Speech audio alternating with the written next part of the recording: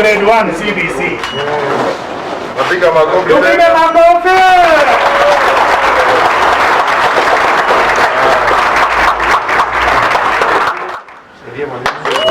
Bwana sijasikia.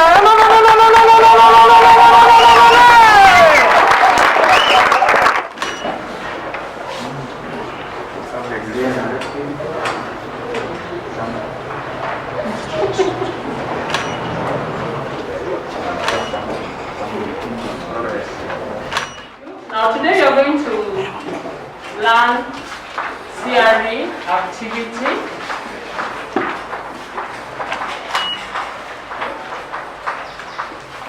Theory activities. And you can remember last yes, on Tuesday we learned about we were talking about the Christian values. The Christian values. And we finished, yeah? Yes. So today we want to talk about church. You want to talk about church? Yeah. You want to learn about church?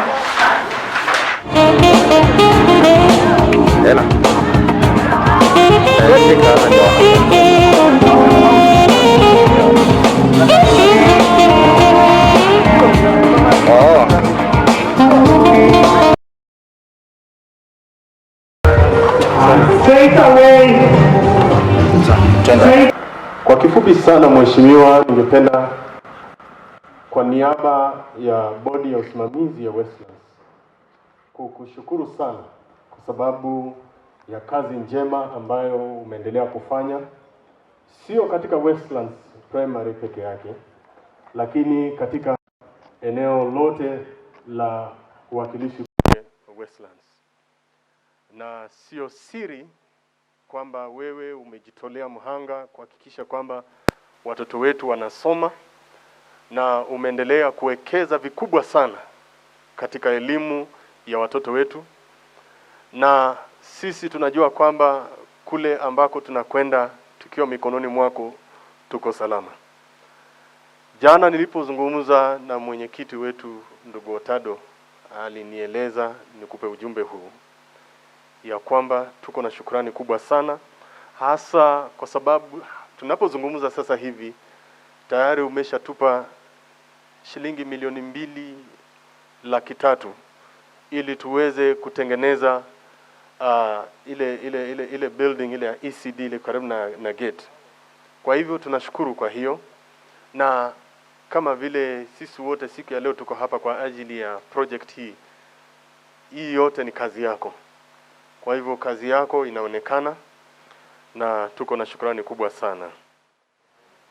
First, let me take this opportunity to really appreciate the congregation today in unveiling this very noble project. I want to thank Mheshimiwa so much. We know you have a passion for education and security, and on behalf of national government, I want to appreciate you and acknowledge you for what you're doing. We have seen a facelift in our schools. You've done a lot. We have seen our schools changing. In fact, they look like higher learning institutions, courtesy of you. And we want to appreciate you because you put in work the government funds that you allocated to you. We have seen it. We have worked in places. We have seen what other constituencies have done. But I can say that Westlands constituency, through your leadership, you've done a lot. We really want to appreciate you. Mheshimiwa, and all the guests that are here, I need to bring to attention of everyone that Mheshimiwa was the first to arrive here this morning. And having done that, one good turn deserves another. Wengine wetu tumekuja tumempata Mheshimiwa hapa. Kwa hivyo wale ambao wataongea na waomba kwa moyo mkunjufu tuende haraka sana ndiposa Mheshimiwa pia aende kazi zingine. He has to build the nation. And we are very, very cold today. I'm wondering why that has to be. Watoto hoye!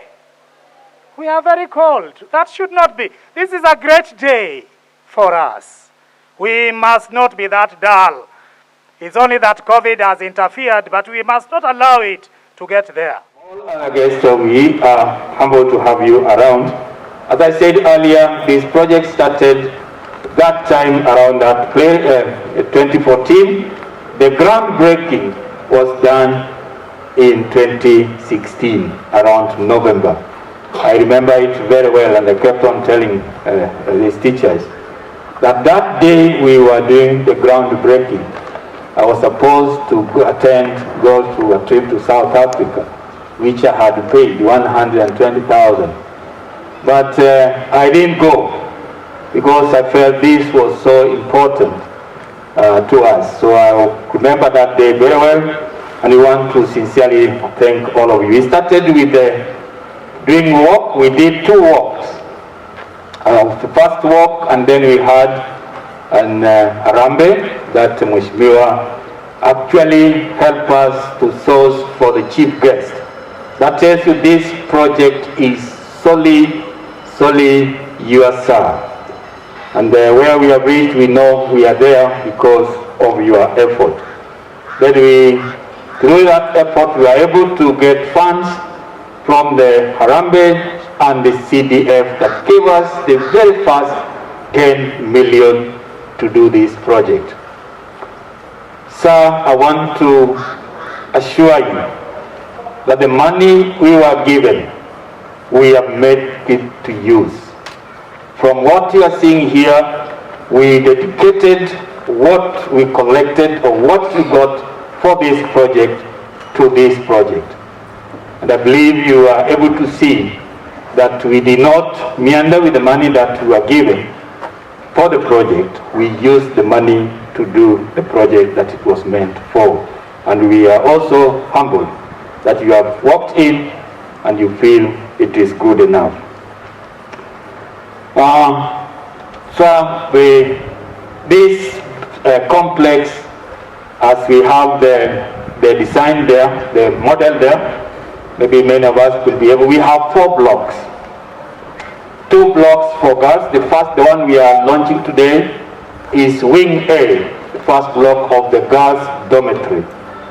The other wing, the other end remaining there is for the second wing of this block. So that will be Wing B, that is yet to be done.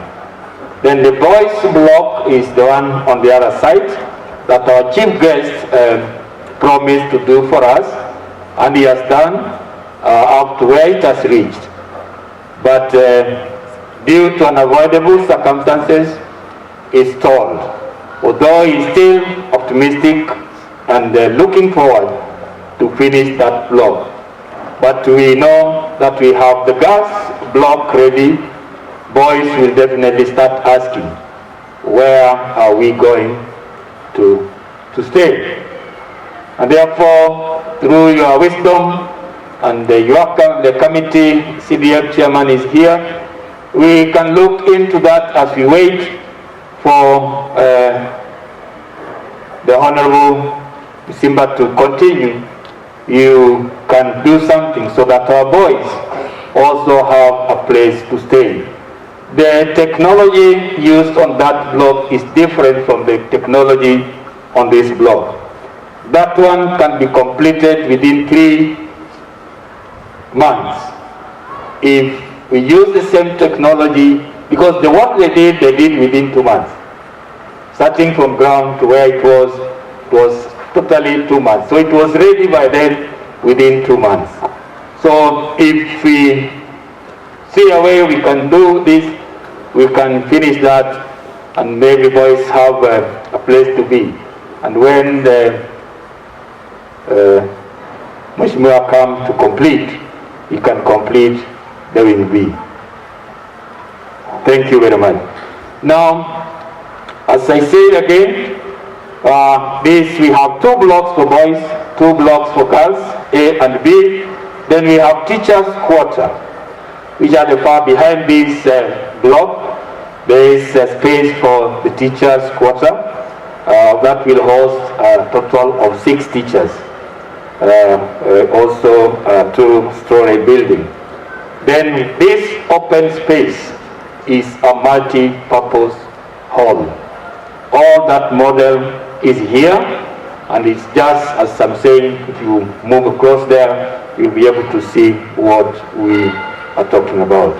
What I'm saying in a nutshell, we are happy we have reached this far, but we still have a journey to continue. It's a journey to continue. For us to realize the whole project, we still need you and others to assist us realize that dream.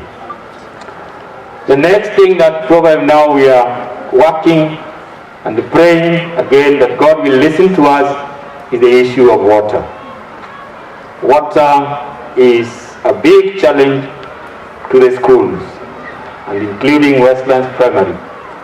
We are not able to pay the bills because the amount of water we use with all those children and all our facilities is so huge. Currently, we have a bill to clear, which we are not even sure how we are going to clear, of 6.1 million. We have worked out a program with them.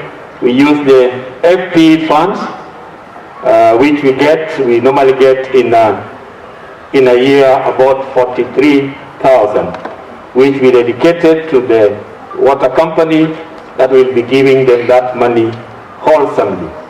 We have also agreed to the board that we will also be having at least every month we pay a check of 50,000 from the general collections and what we have that we can pay. But this cannot reduce the bill because in 1 month our bill is between 110 to 130 per month. 100, and if we pay 40 per year and pay 50, we are not even servicing 1 month. And then this bill continue to grow because we can't do beyond that. So if we are failing, if we have a borehole, that will help us to reduce the amount of water we spend by at least to 40%, so that we only remain with the 40% for children. That will reduce it by 60%. So 40% is just for drinking. So we direct the tap water for specific use, while the toilets and anything else we can use the borehole water. So this is something that now that we have this project, we really looking forward. And I know, sir, you have a great connection that if you decide, you can help us to realize this as well. We are also talking to others to assist, and that will not stop us from passing it here to you. So we are so grateful. The building, as I said, the one that is done is the ground floor is set, the first floor and the third floor. Then up there we have the matron house, which is at far end where we have the lighting, just that's the building for the matron. And then these other ones are open rooms for children to study and to watch a TV or just to relax during their free time. One who wants to study outside will just have that. So every room will have 4 beds, 4 cabinets, the 2 cabinets which are in double, and then we have a table, a study table in the room, which will have at least 2 chairs for those children who want to study in the room. So that's how all the rooms are. Then up there is an open space. That open space, as we are looking at it, we are feeling that in future we will put some, we'll make a roof just by using the metal. We just put the metals up on where it ends, so that we cover the top, and it can be either an assembly place for the children, or it can also be an open dormitory, if not the cubicles as we have down here. So those are some of the things that we are looking forward, that God helping us will be able to realize. Parents who are present and our pupils, good morning. I believe it's still morning. Good morning. Today is a great day, I must say. 4 or 5 years ago when we are here, just down here at the field, and we are doing Harambe to start this project. Sometimes when you hear the amount that you need to raise to do a project, it can scare off many people. Only brave souls, brave hearts will keep going. Will say no matter what, we will walk this journey to the end. And today as we are here, we are launching this project as one of our milestones to improve the infrastructure in our schools, to give our learners, our children, an enabling environment to learn and enjoy learning. And also parents to have confidence that when they bring children to school, they know they are in a safe environment and the security of their children is also assured. And that's why we must put in a lot to secure our schools. A few years ago, when I was just still new in this place as a member of parliament, I came here and there was a problem because somebody had come and fenced off part of the school land. And when we called the media, because we wanted to remove that fence in the presence of the media, and one of the media houses that was invited were actually the culprits. And they quickly retracted and apologized and asked that the media should not cover that because they did it out of ignorance, and they withdrew, and then we put up the perimeter wall as you see it around. So that secured our school, and that also provides security for our children.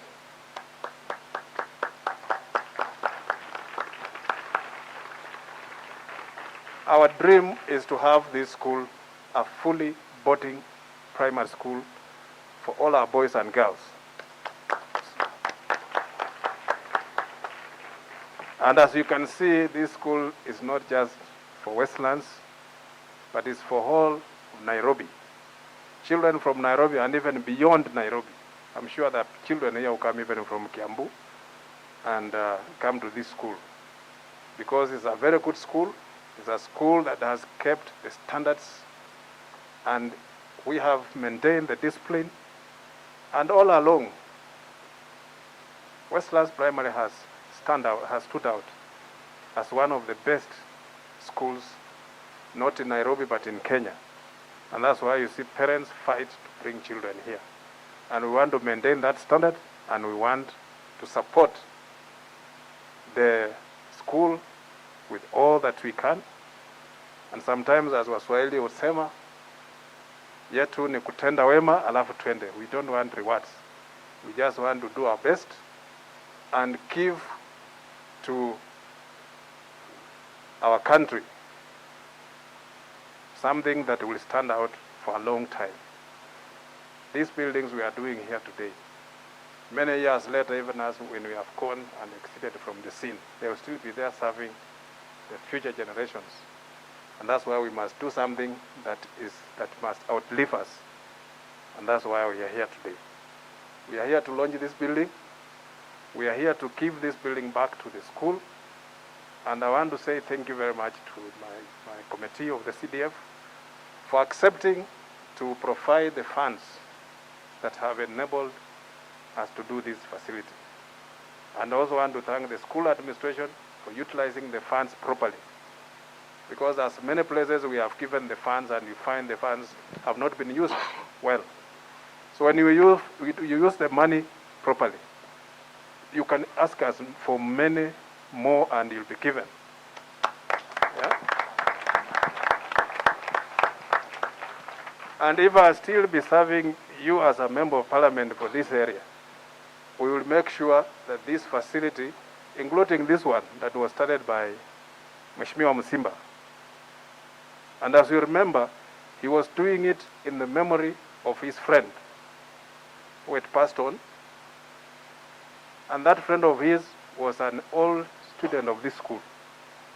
That's why he offered to do that block in the memory of his friend. But the cruel hand of, fate came and curtailed him. And that's why that building is where it is. But he has assured me that we will complete it. But we will find a way. We will find a way that it's not going to delay for too long. If we find that maybe his ways are still blocked, we will find means and ways to complete that building. Because we don't want it to be an eyesore here.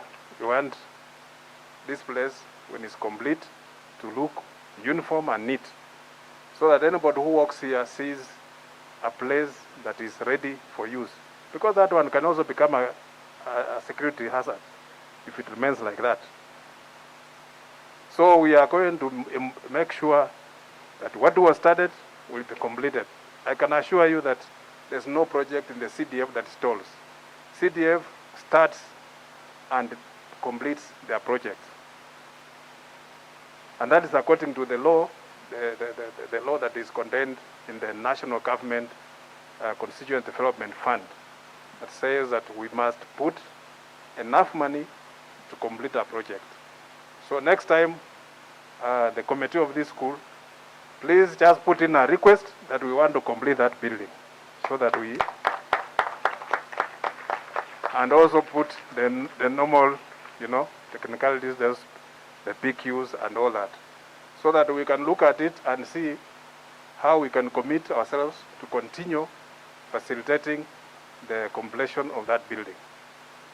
And then we must also make sure that this compound is properly secured by a principal, so that we don't have those mapadis there. We should have a proper wall, and we should make sure that this area, because it will be a boating section, that it's an area that is exclusively secured for our learners, that when they are here, there are nobody who are just mongering around and just come and enter here. It will be a place for our children and those who are only authorized to be here. So, because we don't want a parent to be afraid to bring their children here. Lastly, I also want to say that, my mother used to tell us that if two men are standing there, or two people, one holding a spoonful of honey and another one an empty 𝗕𝗶𝗃, the one with a spoonful of honey will capture more flies, and this one of the 𝗕𝗶𝗃 will capture nothing. So sometimes what you put in is what makes the difference. Because you can make as much noise as you can. I'm a politician, but you'll never see me on media shouting and abusing people or saying things that are not even relevant, but I speak with action. When I say I want to do this, I do it.